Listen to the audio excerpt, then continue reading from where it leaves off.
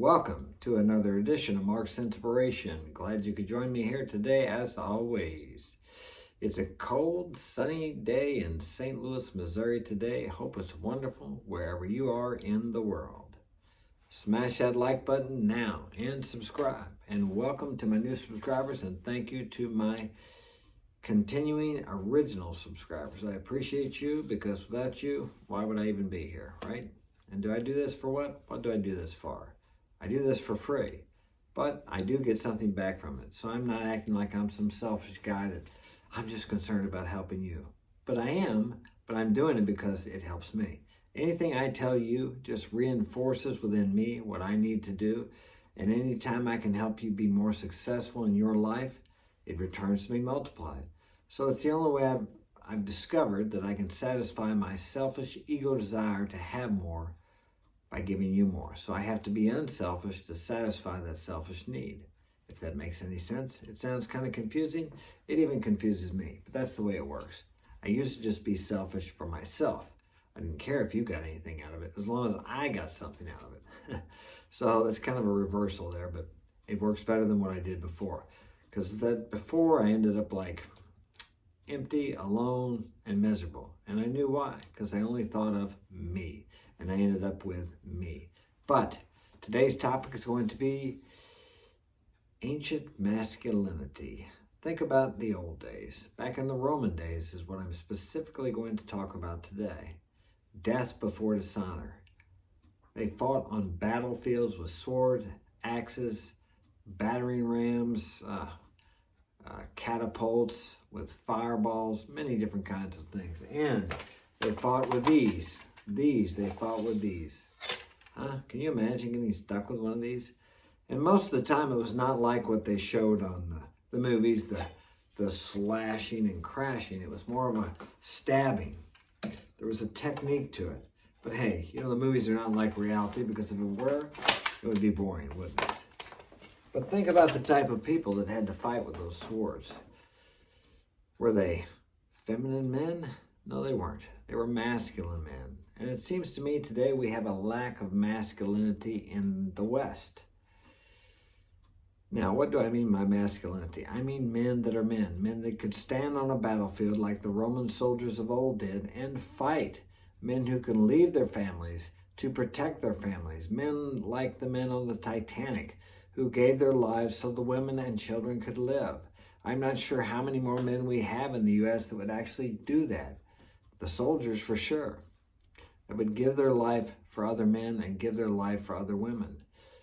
I see a great weakness spreading across our nation like a disease, and in many of the Western world countries, or let's say the first world countries.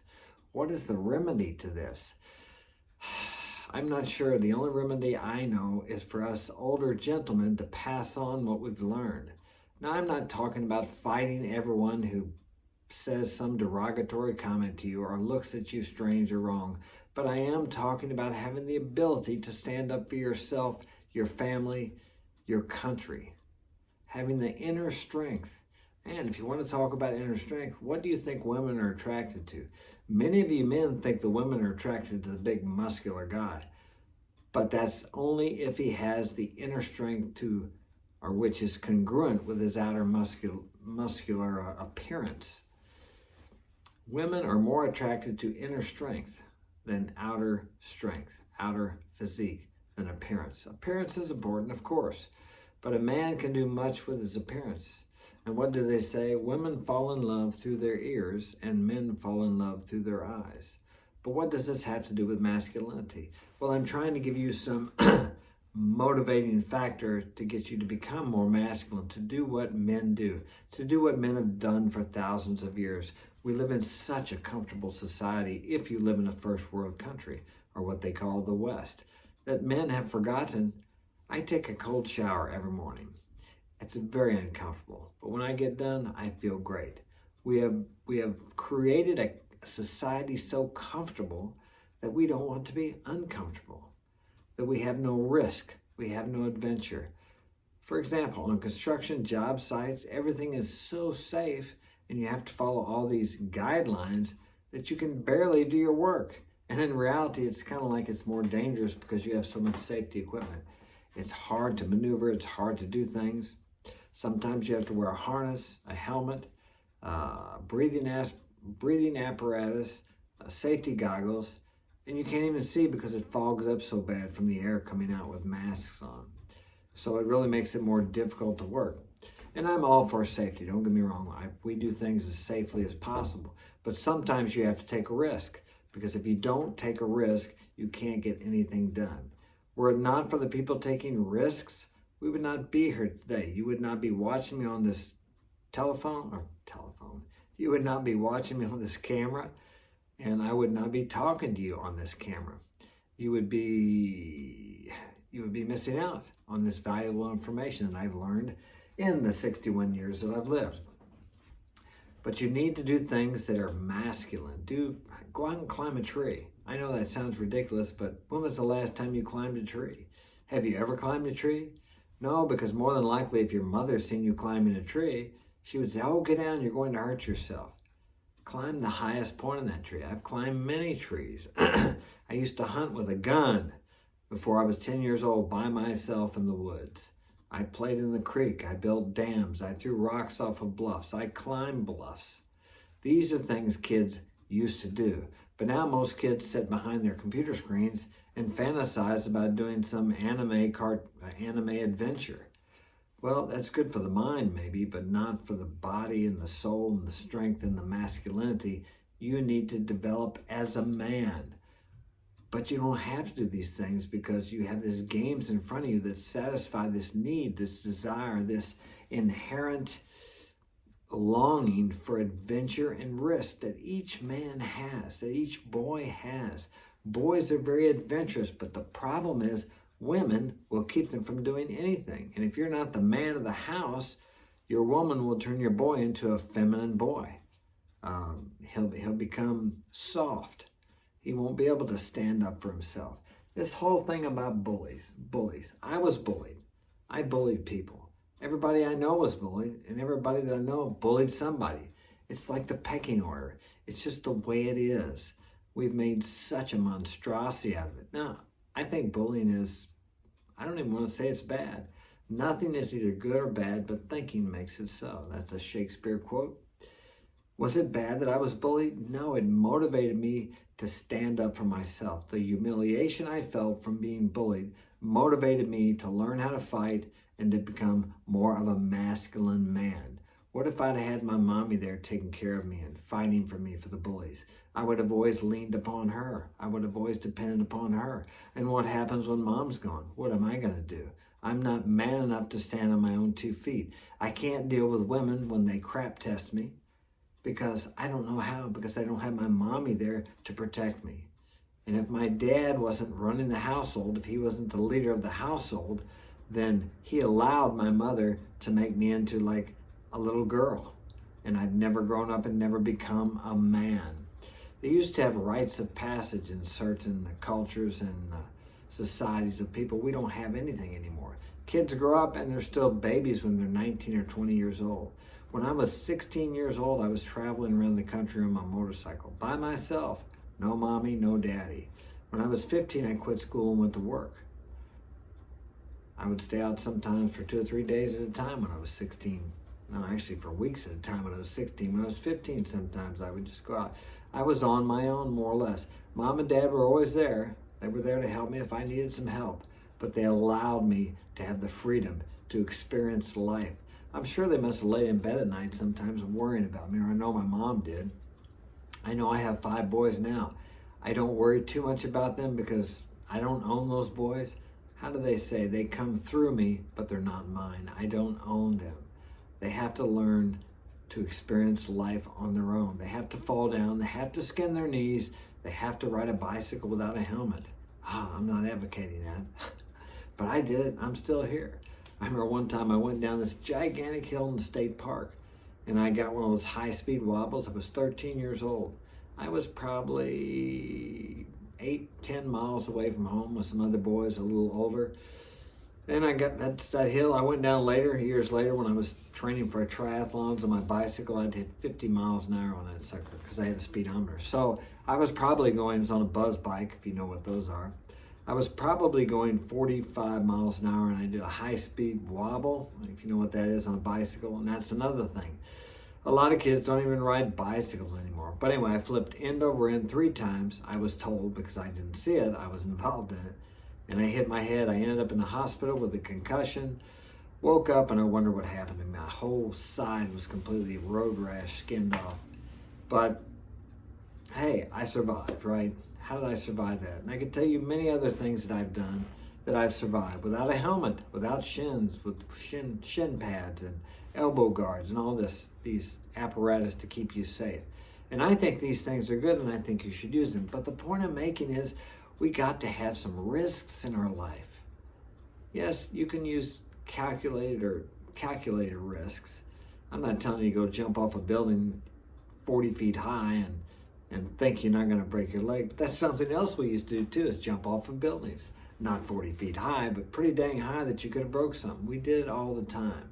My brother was able to jump off higher than I was, but you roll, just like if you're jumping out for parachuting. So these things are what we did as children, but children are not doing them anymore. Somehow, if you have children, you need to raise them up. Let them take some risks. Let them get hurt. Don't take them to the hospital every time they get a bruise or they think they broke a bone. Now, if it swells up and you think they broke it, then take them. I'm not anti-doctor. I'm not anti-hospital. I do go to the doctor. I broke my shoulder riding my kid's scooter a few years back. Did I go to the doctor? Yes, I did. They couldn't do anything for me, but I went just to see if it was broke or not. I wore a sling for quite some time. Now, do I think it was dangerous that I got on my kid's scooter? Maybe, maybe not. Will I do it again? Yeah. Will I wear body gear? No, I won't. Okay. I could climb a tree right now if I wanted to, and I would climb high in that tree. But most young men would be afraid to do that. Why? Because they don't have any experience at taking risks. And that those risks and those skinned knees and those sprained wrists and ankles, these things build inner strength. A little pain never hurt anyone, but we are such a society that wants to run away from pain. We don't want to feel any pain. Pain is part of life. Pain is a gift, although it hurts like hell. And I'm not one against medicine. I've had pain so severe I have taken a narcotic before. I don't do it unless I absolutely feel like I have to. And I've had some pretty severe pain and not taken narcotics. You have to be careful with those. They're very addicting. But we as a society want to run away from any kind of emotional pain. We have a pill for every emotional ill. It's like the pharmaceutical companies are constantly coming up with another disease, another name for something that is a normal part of life. There are many parts of life. I don't always feel like I'm on the mountaintop, okay? Yesterday I was kind of down. I don't know what. I haven't been doing anything any different. I've been doing the meditation, the visualization. I'm taking action. I'm pursuing my goals. But you're just not going to feel 100%, 100% all the time. Get used to it. That's life. It's like the heart monitor in the hospital. When it's going like this, you're a dead man. But when it goes like this, you're alive. You're alive. You're fully alive. You're feeling, you're breathing, you're sensing, you're experiencing life. You have to experience pain to know great joy, to know what pain isn't. When you feel good, these are the contrasts that make life worth living. Think about it this way. If you went to a movie, it was one of your favorite characters. I'm not sure who the greatest star is. Let's say Brad Pitt. Everybody knows Brad Pitt. Okay, the movie starts out. He becomes rich easily. And he meets this beautiful girl easily. No problems, no drama, nothing. He gets married. He has kids. Everything in this life just goes fantastic. It's a life of luxury, happiness, health, and prosperity. How long do you think you would sit and watch that movie? It would get boring pretty quick, wouldn't it? Your life is that movie. Your life is that drama. And that's why a lot of people suffer from depression, because everything has been made so easy and so comfortable that they have no ups or downs. It's just flatline. and they feel dead inside. Depression is real, but it's caused by something other than a chemical. No, it may be caused, back up on that. It may be caused, I'm not a doctor, it may be caused by a chemical imbalance. They may be correct in that. But did you ever stop to think that this chemical imbalance may be caused by the food you eat, the action or inaction that you do or you don't take, the dreams, the visions, what you put inside of your head? Think about all those things. Do you think that that might have a contributing factor to a chemical imbalance within your brain? Just a thought. I could be wrong. But I know when I'm doing what I'm supposed to do. Like I said, I felt a little down yesterday. I suffered from depression when I was younger. Usually during the months of November, when summer was ending, had ended, and it was getting cold, and it may be cloudy for a whole month. Okay, I would get depressed. And I suffered from depression throughout my life, off and on. But every time I did, and some of it was extremely severe, to where I just couldn't hardly make myself get up. I didn't want to get out of bed. I had to make myself do it. Now, this is an opportunity to build character. Do you think people that are successful, the people that you want to be like, have never gone through times where they felt like they just couldn't make it, where they couldn't drag themselves out of bed, but they did it anyway? Everyone thinks Abraham Lincoln was a great man, and I believe he was too. At least history tells it that way. But he suffered from alcoholism, depression, and I don't know what else. I think he actually had a couple nervous breakdowns. He needed all that to build the character, the inner strength, to become the great man that he became.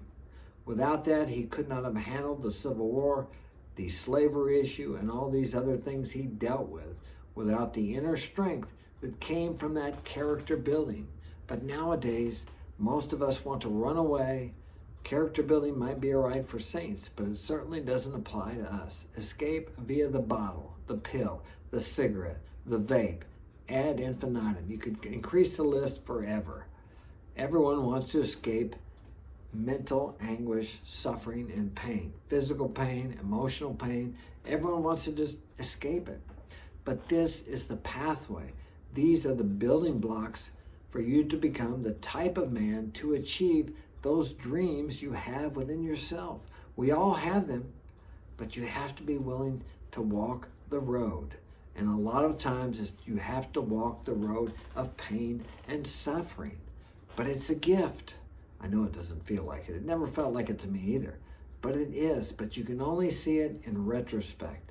Hindsight is 20/20, especially on those times when you're dragging your ass out of bed and you just don't want to do it one more day. And you just don't know when you're ever going to feel good again.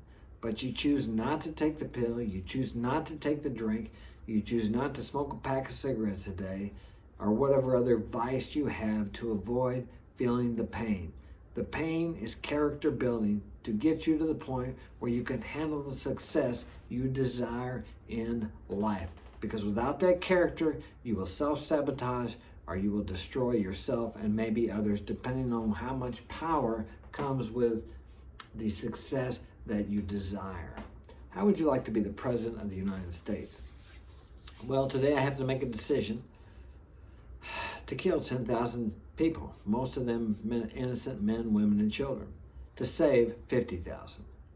Would you like to make decisions like that? What kind of a character do you think it takes to be able to do that and live with it and continue to operate and make the big decisions they have to make every day, regardless of who you like as president or don't like? I'm not talking about that. But think about it. Back to Abraham Lincoln. Look at what he had to endure. He was killing his own people. He knew thousands of people were going to die from his decisions, but yet he did it.